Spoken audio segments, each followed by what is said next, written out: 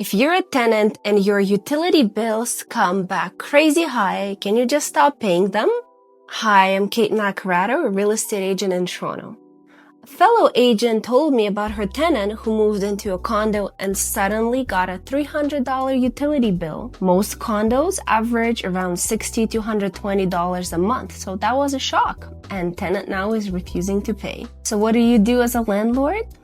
Guess what? You cannot evict a tenant just for not paying utilities because utilities aren't considered rent. What you can do is seek damages through the landlord and tenant board. The form you'd use is called L9, which is for money owed that isn't rent.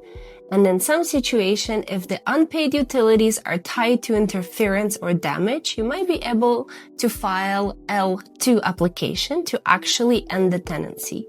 But it is not as straightforward as unpaid rent. And if you're a tenant, here's the bottom line. If your lease says you agreed to pay utilities, you're still responsible for them, even if the bill is higher than you'd expected. Refusing to pay back can backfire. The board can order you to pay. Landlords can report arrears to the credit bureau, and those decisions are public on sites like Canly or OpenRoom. It can make it really hard to rent again in the future. My advice, if utilities are unusually high, landlords should disclose that upfront so tenants can make an informed choice. Maybe even lower the rent to balance it out. And if you're a tenant hit with a surprise bill, talk to your landlord.